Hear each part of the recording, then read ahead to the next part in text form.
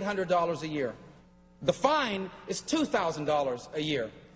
And so that's probably what they end up having to do now. This is a $2,000 increase in their taxes through a fine. And they still don't have insurance to show for it. This is the third example I want to give you, and this one's not part of the analysis, but I pointed out to you the fact that the law now requires any business with more than 50 employees, full-time employees, to offer health insurance. Now, offering health insurance is a good thing. We should try to encourage that and provide opportunities for business to do it. But imagine if you're one of these businesses now, and you're asking yourself, I wonder if I should hire the 51st employee or the 55th employee. Should I grow my business?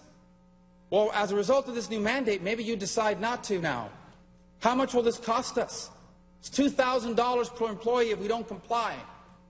How much will this, over 30? How much does this cost us? Maybe this is not the year to add a few jobs.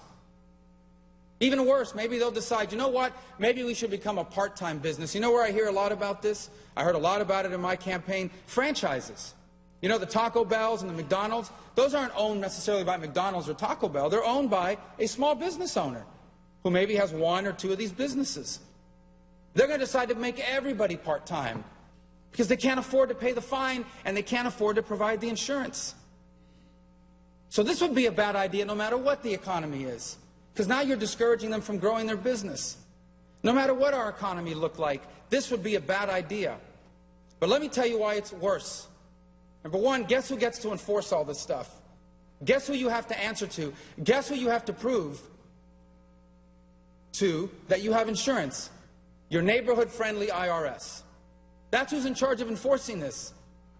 Millions of Americans now have an IRS problem because they don't have health insurance. And this idea that they don't have health insurance, because if you read some of these statements and these interviews that the President gave when he said it wasn't a tax, it makes it sound like some of these people are just, they don't want to buy insurance. They want to use the money for something else, that they're irresponsible. They're not irresponsible. They can't afford it. There isn't a vibrant private market for them to buy insurance because they can only buy insurance from their state. So if they live in Florida and there's some company in California that wants to sell them insurance, too bad, you can't buy it. Ridiculous. That's what we should be changing here. These people aren't doing it because they don't want to be responsible. They can't afford it. Their house is upside down. They're making half as much and working twice as long. Their kids want to go to college. Everything's gotten more expensive. Gas, milk, their water bill, the electricity bill. And on top of that, we're going to hit them with this? We just got a report today. The economy barely grew in the first 3 months of this year. Less than 2%. Our economy's not growing. And when it's not growing, the debt gets worse, the unemployment gets worse, everything gets worse. We shouldn't be doing anything in Washington that makes it harder for people to grow this economy. Why would we do something like this to people? Why would we hit the owner of a tourist shop with a $2,000 a year tax? Or else the IRS is going to chase you around. Why would we hit this guy who's 50 years old trying to make a living in the world working for a small business? Why would we hit him with a $1,000 a year tax if we're trying to grow our economy? Look, health insurance is a real problem. It is. I wish more Americans could get their health insurance the way Congress gets it. You know how we get it? It's very simple. We get to choose, depending on which state you're from, 8 to 10 companies. And you can decide you want a higher co-payment, you pay less premium, and vice versa. You get to choose. Most Americans don't have that choice. They get their insurance from their job, and their job tells them, this is our insurance plan, pick a doctor out of this book. That's the kinds of things we should be working on.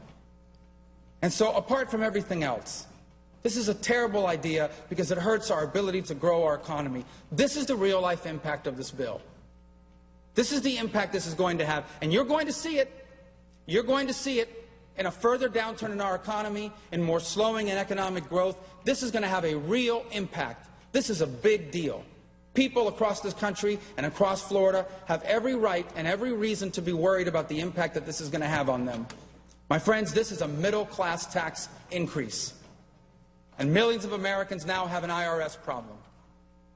You will now have to, for the first time in American history, prove that you have health insurance or you're going to have to deal with the IRS. I guarantee you that's not good for small business.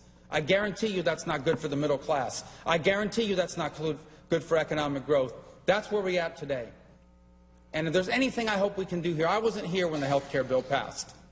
But I hope that some of my colleagues who voted for this will think to themselves, this is never what we intended.